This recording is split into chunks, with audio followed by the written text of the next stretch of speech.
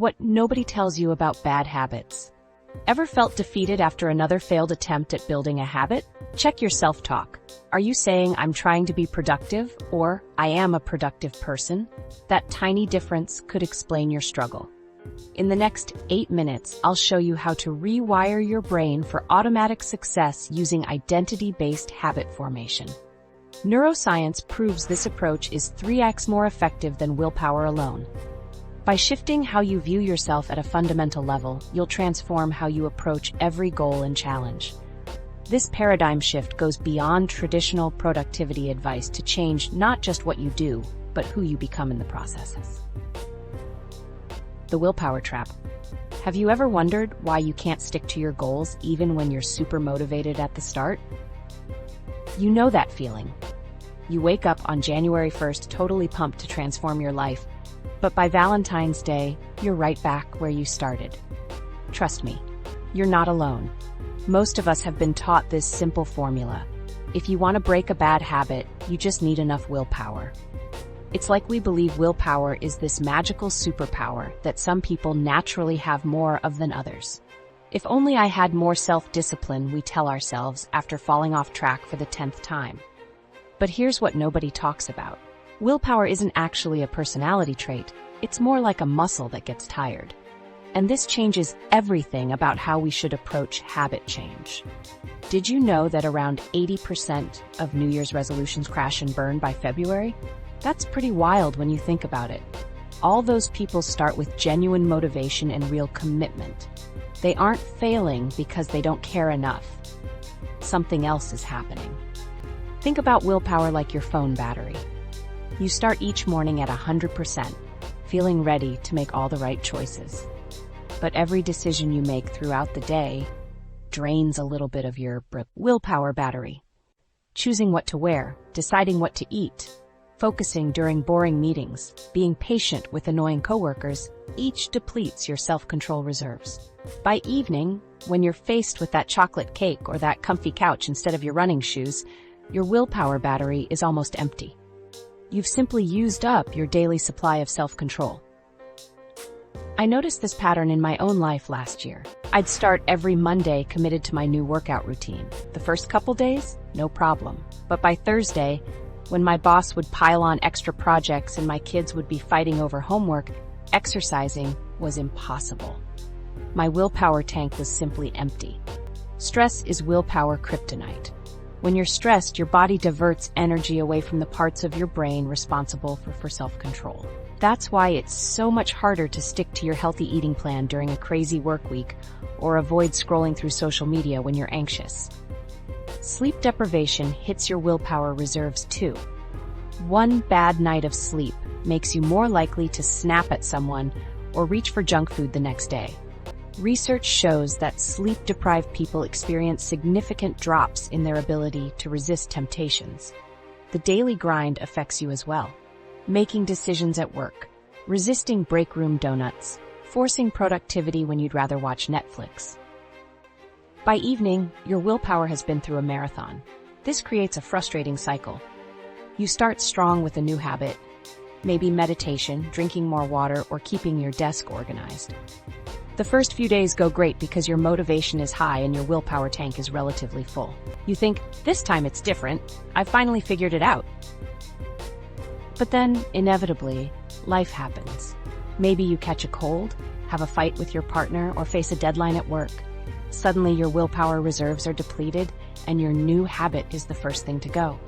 Just like that, you're back to square one. The worst part? We blame ourselves. We think it's a personal failing or character flaw. Why can't I just stick with anything? What's wrong with me? This self-criticism creates a negative emotional spiral that makes habit change even harder the next time. I remember feeling this way after my 4th attempt at becoming a morning person. When I failed again, I didn't just feel disappointed, I felt like a failure. Like, maybe I wasn't cut out for being one of those productive, disciplined people I admired. But what if the problem isn't you at all? What if the entire approach of relying on willpower is fundamentally flawed? This is where things get interesting. There's a completely different approach that successful habit changers use, one that doesn't depend on having unlimited willpower or superhuman discipline. People who maintain good habits long-term aren't constantly fighting temptation. They've discovered something else. Think about someone you know who seems to effortlessly maintain good habits. Maybe they're always punctual, or they never miss a workout, or their home is consistently tidy. If you ask them how much willpower it takes, they'd probably look at you confused. For them, these behaviors don't require much willpower at all. It's just what they do. So what's their secret? How have they escaped the willpower trap that ensnares the rest of us? The truth is that willpower was never meant to be our primary strategy for long-term habit change. It's a limited resource that will eventually run out, no matter how motivated you are or how important your goals are. Relying on willpower alone is like trying to drive across the country on a single tank of gas. It's simply not designed for that purpose. This explains why most people fail at breaking bad habits, even when highly motivated. It's not because they don't want it badly enough or aren't trying hard enough. It's because they're using a tool designed for short-term challenges, not for permanent lifestyle changes. So if willpower isn't the answer, what is? The alternative approach has to do with something much deeper than motivation or discipline, something that shapes your automatic behaviors without requiring constant effort, something that successful habit changers have discovered, often by accident, a powerful identity-based system that we'll explore next. Your brain on habits. You know how your phone automatically connects to your home Wi-Fi without you having to think about it? Your brain does something similar with habits. What if I told you that 40 to 45% of what you do every day isn't actually decided by you, but by automatic neural pathways that formed long ago? Understanding this brain mechanism changes everything about breaking bad habits. Let's talk about what's actually happening in your brain when you reach for that phone first thing in the morning or grab a snack when you're bored. Your brain has this amazing feature, not a bug, that puts your regular behaviors on autopilot. Think about it. You don't have to consciously remember how to brush your teeth or drive to work. Your brain figured out how to make these things automatic so you could save your mental energy for more important stuff. This autopilot system lives in a part of your brain called the basal ganglia. It's like your brain's personal assistant that handles all your routine tasks so you don't have to think about them. When you do something repeatedly, this little assistant takes notes and creates a shortcut for next time. Consider your morning routine. You probably follow the same sequence every day without thinking. Maybe you brush your teeth, then shower, make coffee, and check your phone. This entire sequence becomes automated through these neural shortcuts. Every time you repeat a behavior, whether it's scrolling social media when you should be working or grabbing chips instead of an apple, your brain physically changes. It creates neural pathways, connecting the cue, feeling bored, to the routine, checking Instagram, to the reward, that dopamine hit from seeing new content. These neural highways become more established with repetition. It works like a path through a forest. The first time someone walks through dense woods, they barely leave a trace. But after many people have walked that same route, there's a clear, well-defined path that's easy to follow. Your habits are those well-worn paths. They've become the path of least resistance in your brain. This is where dopamine enters the picture. Dopamine is about anticipation and motivation rather than pleasure itself. It's your brain saying, "Remember last time we did this? That was good.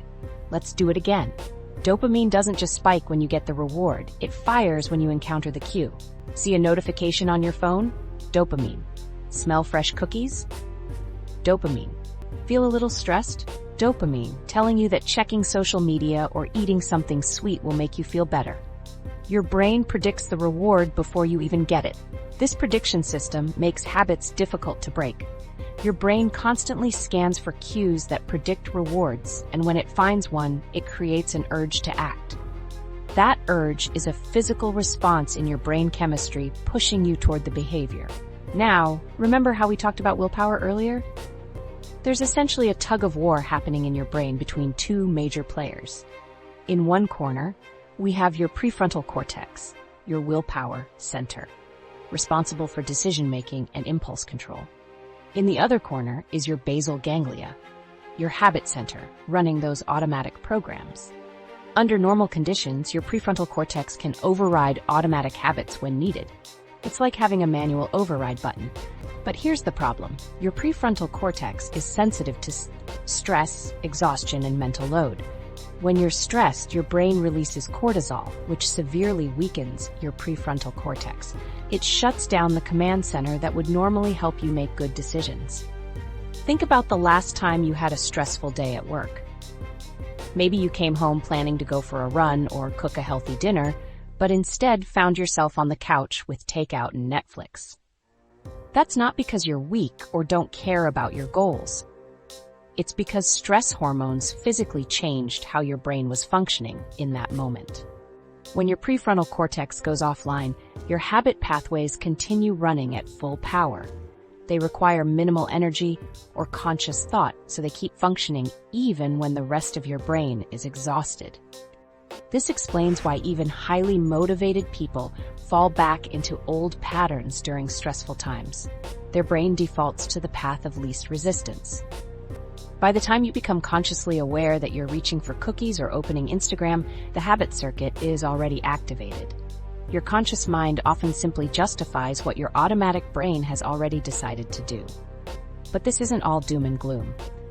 Understanding how your brain forms and maintains habits gives us tremendous power to change them.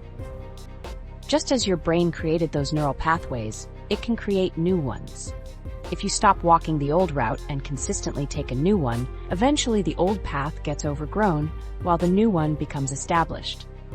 The key insight is that fighting against your brain's natural habit-forming tendency is an uphill battle. It's smarter to work with your brain's design rather than against it.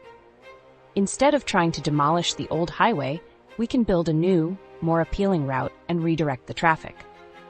This neurological understanding gives us a completely different approach to breaking bad habits. Rather than relying on willpower, we can focus on rewiring the automatic systems themselves. And as we'll see next, these neural pathways are intimately connected to how you see yourself. Your habits aren't just what you do, they're woven into the very fabric of who you believe you are. The identity factor. That neural pathway explanation makes total sense, right? But here's the thing, there's something even more fundamental going on. Your brain isn't just running automatic programs, it's constantly asking itself, what would someone like me do in this situation? The answer to that question drives your behavior more powerfully than any habit loop or neural pathway. So what is this mysterious force I'm talking about? It's your identity, your self-image, the story you tell yourself about who you are. And it's arguably the most powerful hidden driver behind every habit you have. Think about it for a second.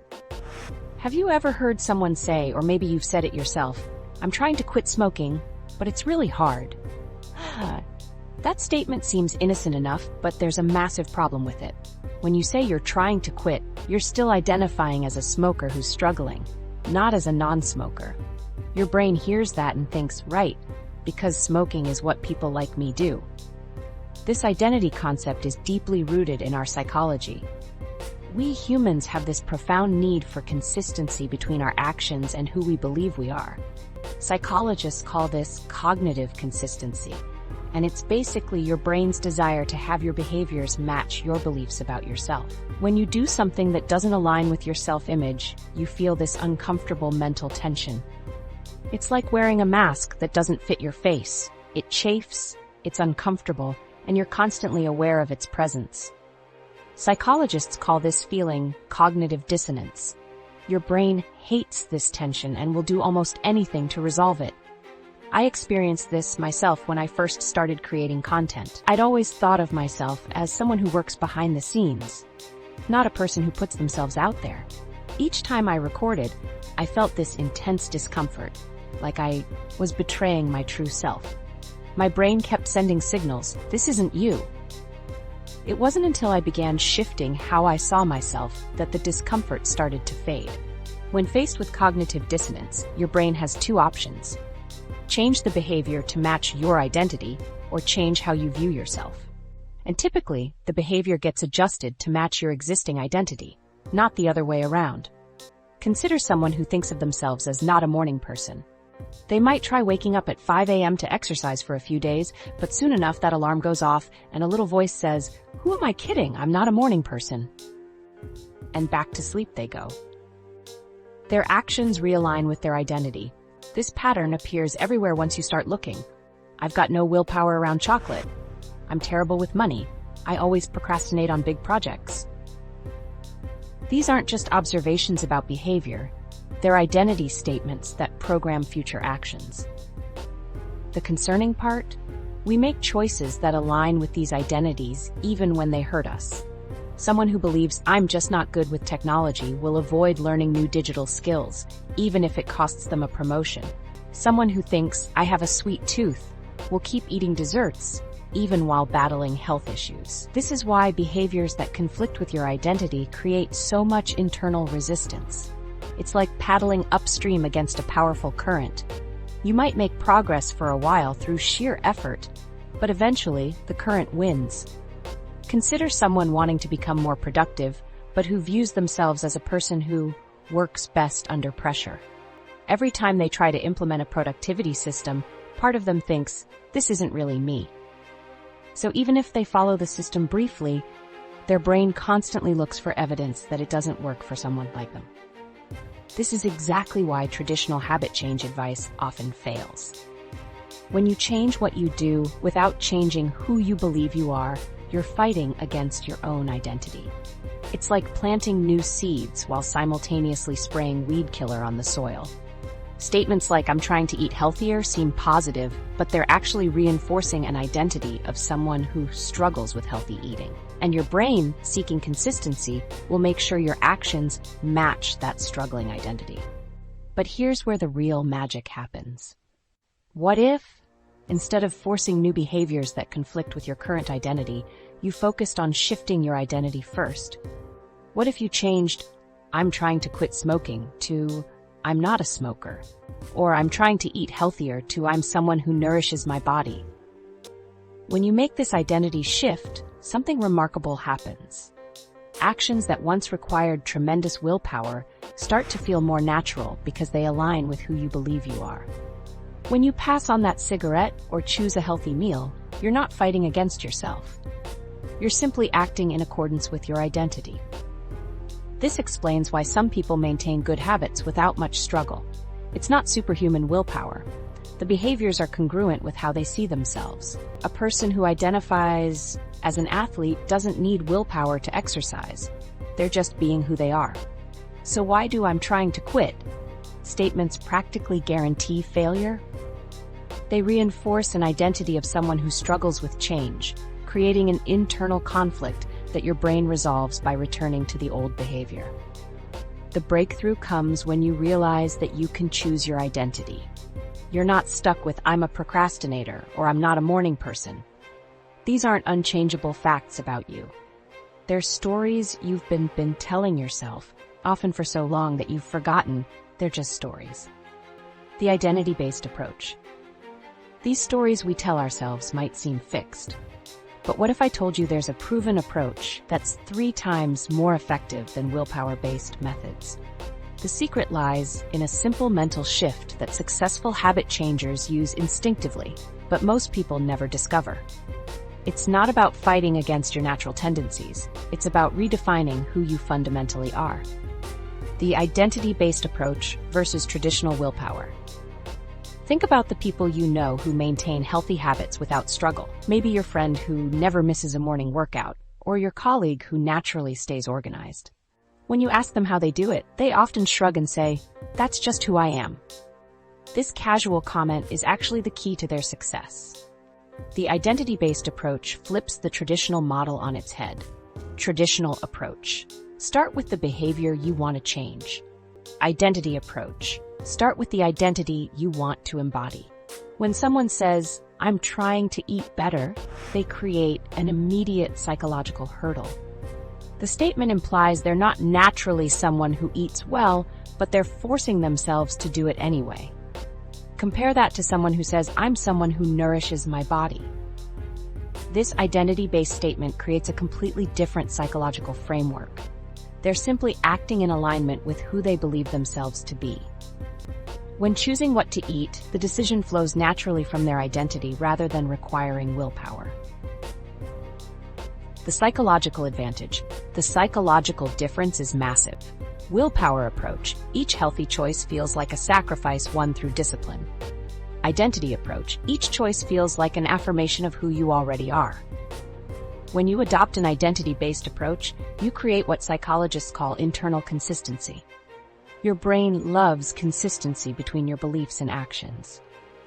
When you define yourself as someone who prioritizes sleep, going to bed at a reasonable hour becomes a natural expression of your identity. Your brain feels satisfied when your actions match your self-image. Research-backed evidence. A compelling study examined two groups trying to quit smoking.